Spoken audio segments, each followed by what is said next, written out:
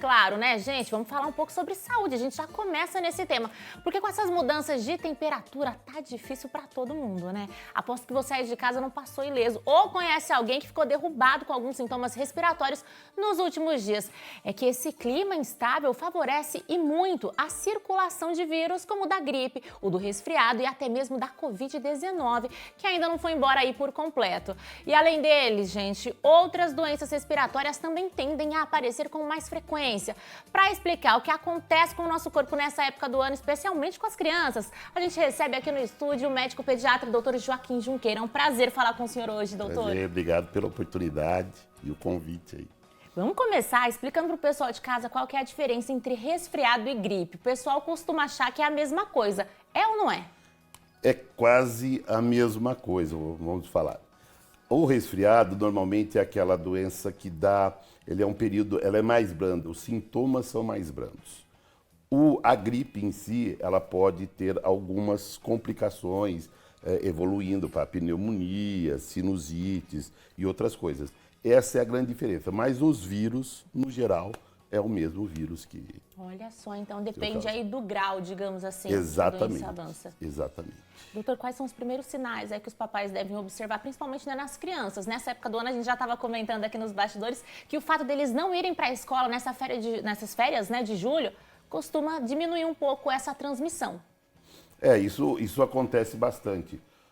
Todas as doenças respiratórias, elas têm o período de sazonalidade. Então, de março a junho é um período de grande número de casos respiratórios e chega em julho, ele dá uma caída, mas por causa das crianças que estão realmente no período de férias, né?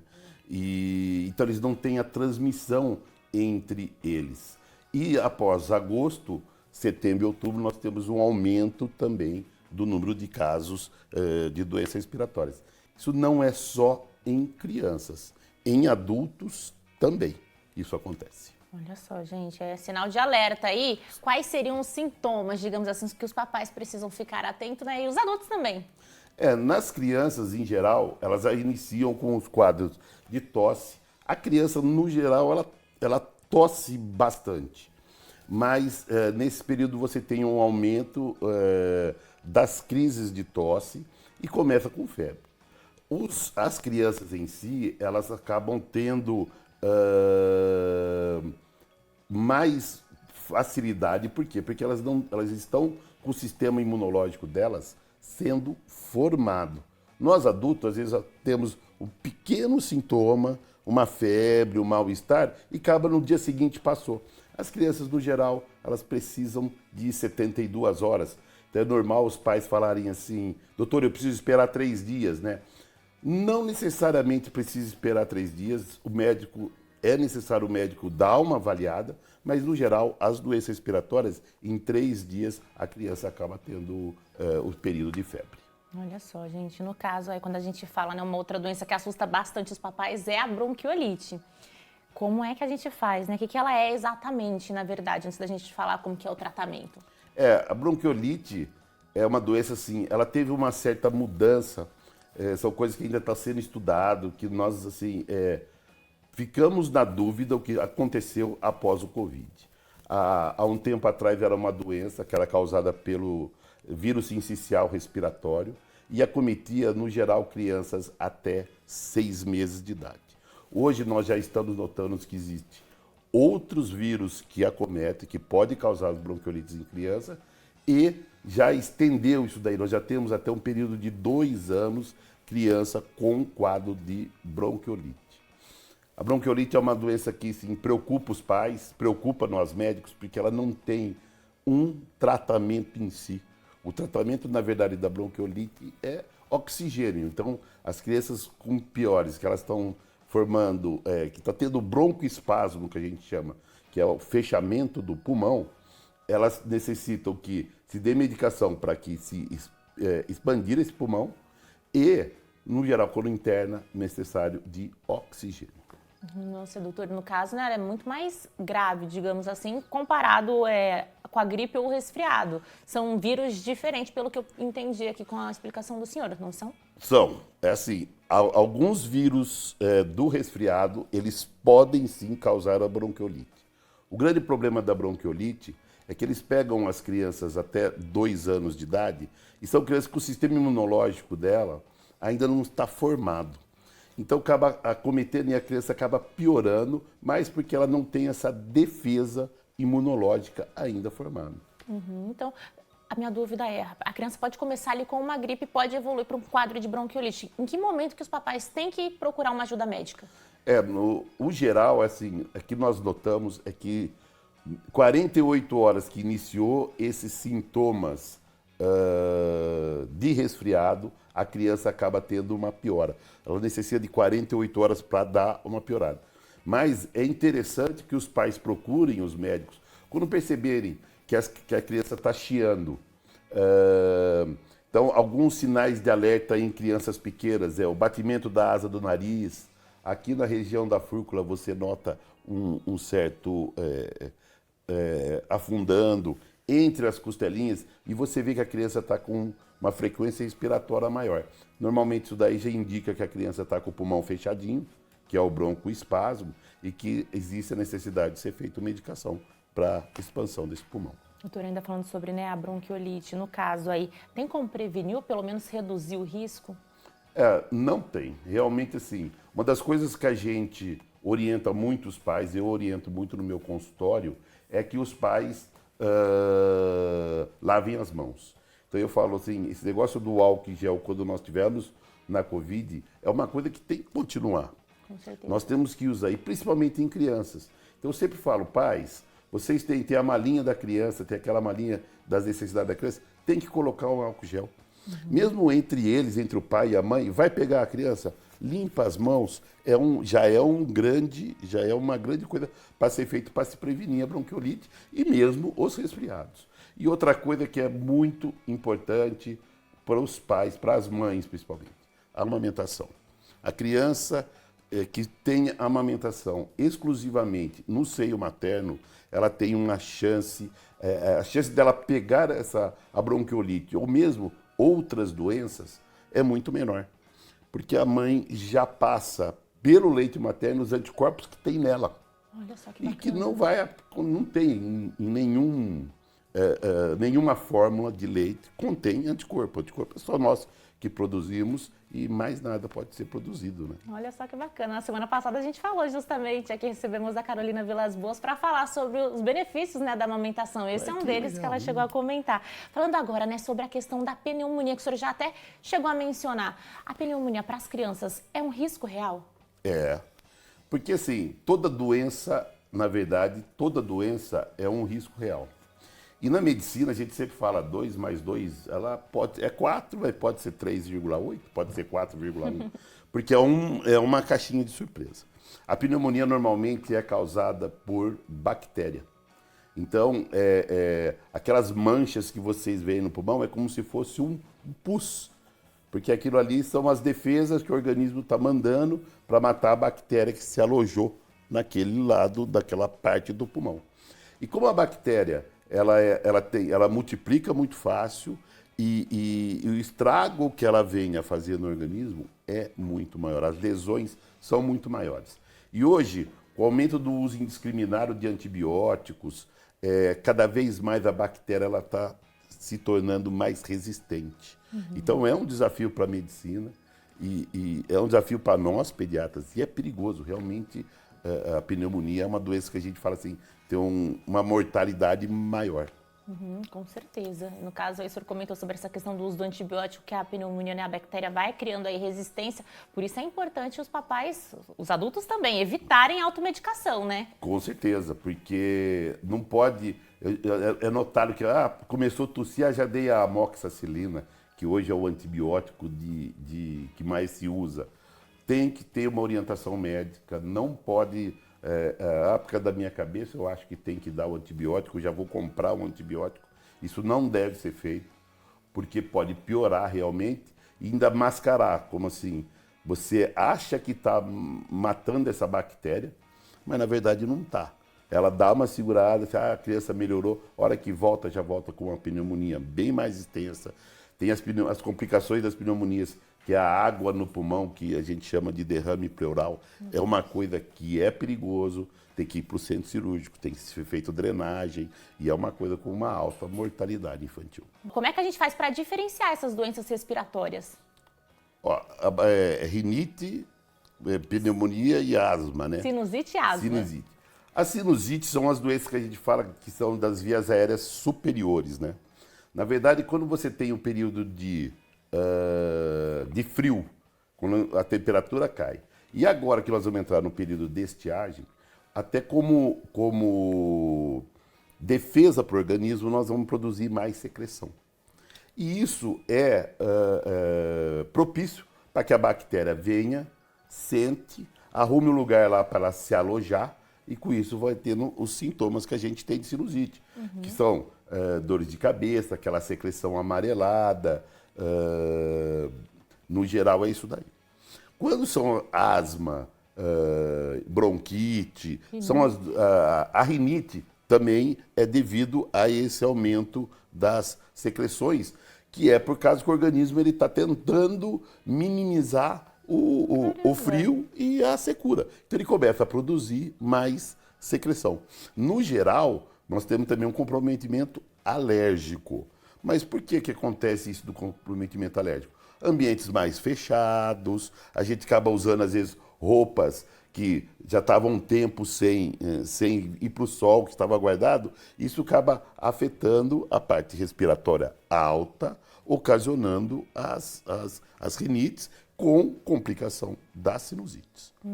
A bronquite e pneumonia já é vias aéreas baixas, que tem a mesma causa e o mesmo motivo.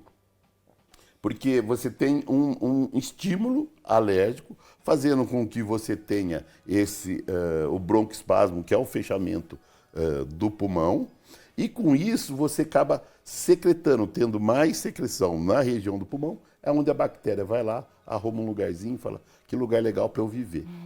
E aí é o que acaba ocasionando a pneumonia. Doutor, essas mudanças, né, de temperatura, a gente tem visto aí, um dia faz calor, 25 graus, 30 graus aqui na nossa região, no outro, como é previsto para hoje, por exemplo, tem cidades que está batendo 0, 5 graus. Como é que a gente faz para tentar driblar aí essas doenças? Esse tempo, essas mudanças influenciam? Influenciam bastante. Você sabe que as doenças respiratórias, assim, elas têm esse pico em abril, maio, junho, devido ao aumento da temperatura, diminuição da temperatura. A partir de agora, nós vamos entrar num período que a gente chama de estiagem, né? Que é aquele período sem chuva. Por incrível que pareça, segunda-feira choveu, eu falei, graças a Deus, está chovendo um pouquinho. Tanto que existem os alertas, né, para diminuição da umidade relativa do ar. Com essa diminuição da umidade relativa do ar, você acaba tendo essa produção de secreção. Então, as doenças respiratórias, elas acabam aparecendo muito nessa época. Agosto, setembro, outubro, aí novembro começa a cair. Porque nós vamos já entrar no período de chuva, nós já temos um aumento da umidade relativa do ar e não tem esse aumento da secreção que ocasiona todas essas doenças. E o que a gente pode fazer em casa para tentar aliviar esses sintomas nessa época do ano? Por exemplo, a gente estava comentando aqui nos bastidores sobre essa questão do umidificador de ar. Isso ajuda mesmo? Ajuda. Tanto que assim, as crianças fazer as inalações só com soro fisiológico, a limpeza, aquela higiene nasal em que você faz a limpeza com soro fisiológico ou com alguns medicamentos que ajudam a fazer a limpeza, ela tira essa bactéria, ela reduz essa bactéria. E o umidificador, você melhora a umidificação, essa umidade relativa dentro do caso, colocar toalhas molhadas na janela, isso daí ajuda bastante. Passar pano molhado no chão, isso daí ajuda, contribui bastante com a prevenção de doenças respiratórias. Olha que bacana, então o pessoal de casa já pode ir colocando essas dicas aí em prática. Doutora, falando, né, sobre essa questão ainda da prevenção, o senhor já comentou que mudar isso no dia a dia, na rotina, né, consegue ajudar a diminuir. E a vacinação, como que ela influencia? Eu sou apoiador da vacinação. Nós tivemos muitos casos de Covid, nós tivemos Covid recente, então é uma coisa muito nova. E eu atribuo a diminuição de casos de Covid. Hoje o Covid ele é vamos dizer assim, é quase uma gripe. Evidentemente que é um alerta sempre, mas nós tivemos essa diminuição de casos devido à vacina. E hoje a vacinação, o SUS, nós temos assim, nós somos referência mundial em vacinação. Nós somos o melhor sistema de vacinação do mundo. Tem países que copiam o nosso sistema de vacinação. Então, dá para se confiar muito nessas vacinas contra o Covid, na vacina contra a gripe, contra a influenza. É muito importante que se faça uma vacinação, sim. Direto a gente vê aí campanhas, né, das cidades pedindo, falando que está baixa a adesão da vacinação, principalmente para a gripe. Então, o pessoal precisa ficar atento aí e ir atrás, porque de fato funciona. Funciona muito, sim. Doutor, o senhor comentou agora sobre a questão, né, do Covid. Se fala pouco de Covid em criança. O vírus continua circulando, tem que ficar atento. Tem que ficar muito atento. Realmente, assim, mesmo na época que nós tivemos a pandemia, o acometimento em crianças foi pequeno,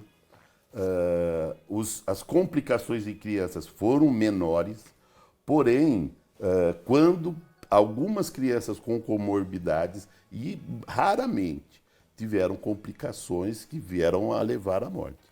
Mas nós temos que tomar bastante cuidado, porque essas crianças elas podem adquirir o Covid. Novamente a gente fala que lavar a mão é uma coisa muito importante. Se você está com algum sintoma gripal, não custa você usar uma máscara para que você não transmita essa doença para a criança. E a gente sabe que é mais difícil você usar a máscara em criança. Então, se eu estou levando esse vírus para a criança e ela está transmitindo isso daí para um idoso ou uma pessoa com comorbidade, pode vir a ter uma complicação maior, sim. Tem que se tomar cuidado. O vírus diminuiu bastante, a circulação do vírus diminuiu bastante, mas não podemos falar, não, estamos tranquilos, não precisamos fazer nada.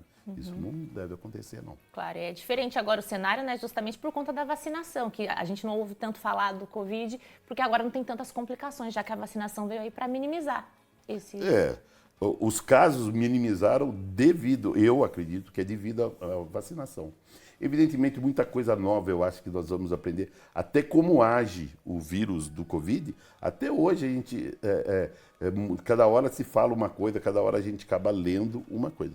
Mas a vacinação, realmente, eu acredito que foi o responsável para a diminuição dos casos do Covid, mas não podemos, assim, diminuiu muitas mortes, mas nós temos ainda mortes por causa de Covid. Com certeza, precisa ficar em alerta, né? O senhor comentou sobre o uso da máscara. Então, para quem tem aí um sintoma de gripe mesmo, já é necessário estar usando para proteger, né, a disseminação. Você protege, você não está passando. Mesmo se for o Covid ou se for um outro vírus, você diminui a transmissão desses vírus para outra pessoa, né? Com certeza, doutor. Para a gente ir finalizando, né? Quero saber agora, tem algum erro que os papais costumam cometer nessa época do ano que o senhor fala, é comum ver esse cenário assim no consultório? Ai, você me pegou agora, hein? Alimentação, por exemplo. Uma das coisas é a mãe não acreditar no aleitamento materno. Então, como você disse, semana passada teve uma pessoa falando dos benefícios. Então, tem que acreditar no aleitamento materno, só vai ter vantagens tanto para a mãe como para o bebê. E essas partes, assim, às vezes a mãe tem uma preocupação com a criança em relação à alimentação que você falou. E o mais importante nem é tanto a alimentação quando a criança está doente. O mais importante é a hidratação. Então, nos casos que a gente pega, que são virais também, que não existe um tratamento em si, mas você tem um tratamento de suporte, que são as diarreias hoje, que também estão ali com as doenças respiratórias, o importante é hidratar. Mas nesses casos de gripe, de bronquite, de pneumonia, qualquer uma dessas doenças, até o do Covid, nós falávamos bastante. Olha, tem que hidratar sempre, adulto, criança, tome muita água, tome muita água, tome muita água. Então, às vezes a gente vê os pais com preocupação, olha, meu filho não está comendo. Calma que ele vai voltar a comer. O doente não come, nem nós, quando estamos doentes, a gente não tem realmente fome. Tem que ir dando, tem que ir oferecendo. Mas o principal é sempre hidratar a criança. Nossa, doutor, eu imagino, né, que nessa época do ano, pelo menos falando agora minha experiência particular, eu costumo reduzir muito o consumo de água, tem que ficar ali se policiando. Exatamente. Tem que se policiar, tomar bastante água. É muito importante que ocorra isso daí. Doutor, obrigada pela participação, prazer te receber aqui. Obrigado, sempre disponível.